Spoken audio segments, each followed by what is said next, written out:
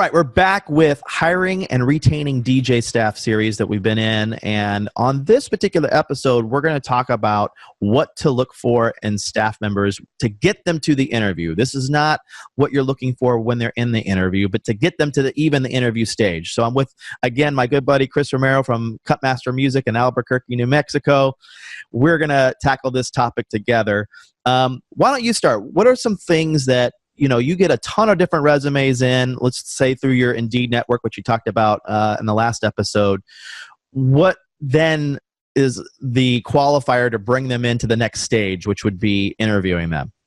Yeah, so what I love about Indeed, Brian, is they give you the option to really drill down a little bit deeper and give some requirements that they have to meet. So just an example, on this latest round of hiring that we're doing on Indeed, I've got really just 4 questions or requirements. I kind of want to get an idea of where they're at. I'm looking for guys that have DJ experience. I haven't always done that in the past, but in this current round, that's what we're doing. So one of the questions is, how many years of DJing and nightlife or public events experience do you have? How many years of public speaking or emceeing experience do you have? Are you in Albuquerque, New Mexico? You'd be shocked at how many people, like I'm looking at this ad right now that says, no, you're not. You're out. We're not bringing in people from outside. You're not paying relo. No. So, and then are you willing to undergo a background check in accordance with local laws? So those are just like 4 application questions, but you can do a lot of different things on there. Like if I wanted to, I could probably ask, do you have experience with Serato?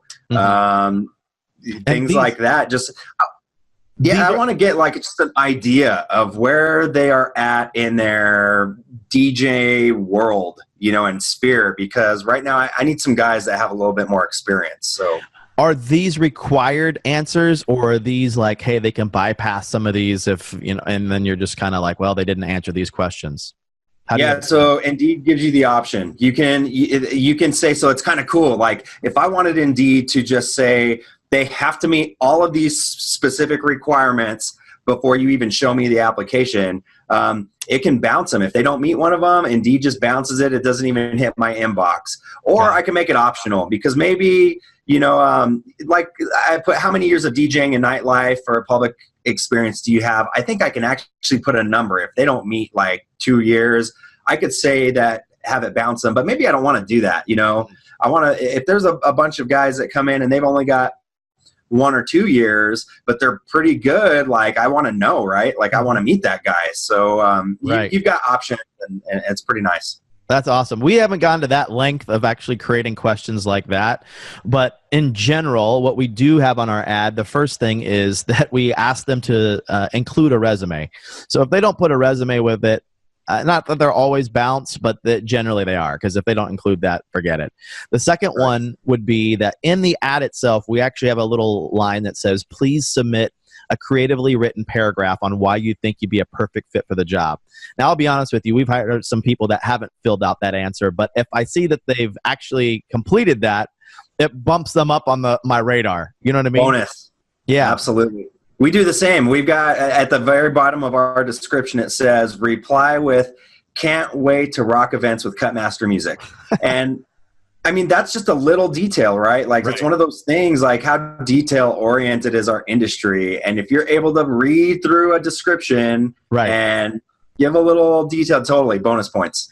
So I think that would be, since we both do it, I think that's something that would be good for anybody watching this, to put a little something. It doesn't even have to be like one of those 2 things, but it could be, why you like McDonald's or don't like McDonald's, just something, whatever. Just throw them a twist to see if they're really paying attention, because then you can kind of really ascertain whether or not they are paying attention to those details.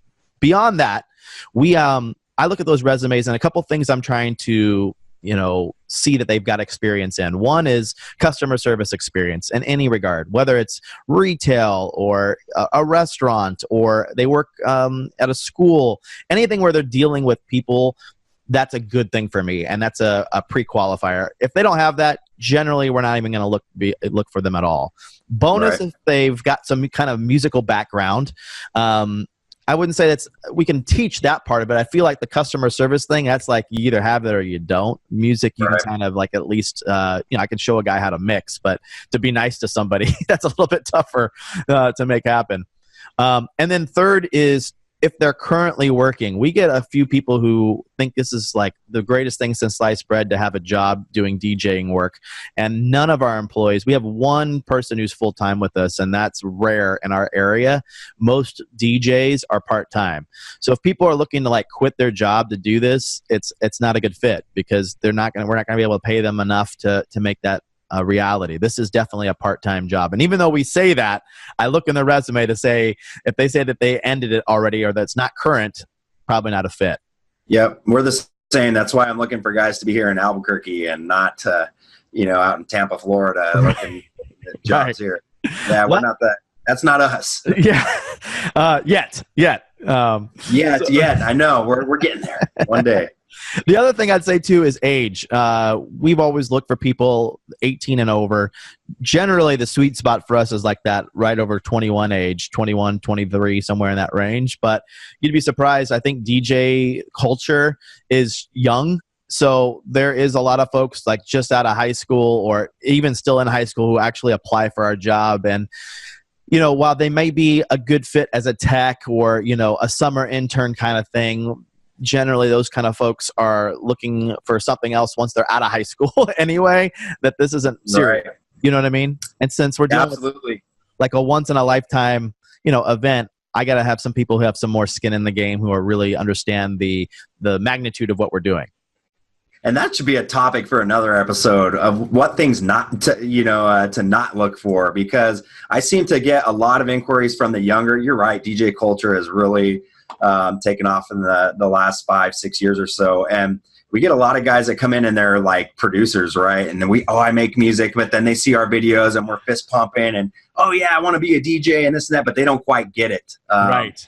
Yeah. I find that we have a lot of high turnover with guys that come in that want to be music producer types. Not to get on a tangent, but we had a guy who recently, he actually trained with us the whole time and saw our culture, knew what was going on, and now we're transitioning from people who are techs into DJs, which we'll get into that later. But what ended up happening is he wanted to keep his DJ whatever name, and it wasn't even his like first name. It was like something random, like DJ Cheeto. Yeah, and it was so important to him. Like, I have to have this name. I want it marketed. I'm like, bro, like that's not what we do. It's not about us. You know what I mean? Like maybe in the club world, totally cool. I get it. But for like this, like we just can't do it. And it was an age thing for sure. I mean, the guy was younger. Like this is just like, he's just like you said, he saw like, I don't know if he produced beats, but he was really about the kind of the club world, even though we never took him on one club event. But that age thing can make such a difference, because people kind of have a little bit more sense of responsibility and sense of awareness, I guess. Absolutely. We do the same thing. I'm looking for 18 and over. It's been we've done it before where we've brought in high schoolers, but it's always been as like a roadie, right? And that's pretty much it. But yeah, looking to be lead DJs and really like involved in events. We're looking for more mature types for sure. There it is, guys. That is what we look for in bringing in staff members for an interview. Stay tuned for more episodes in this series. Talk to you later.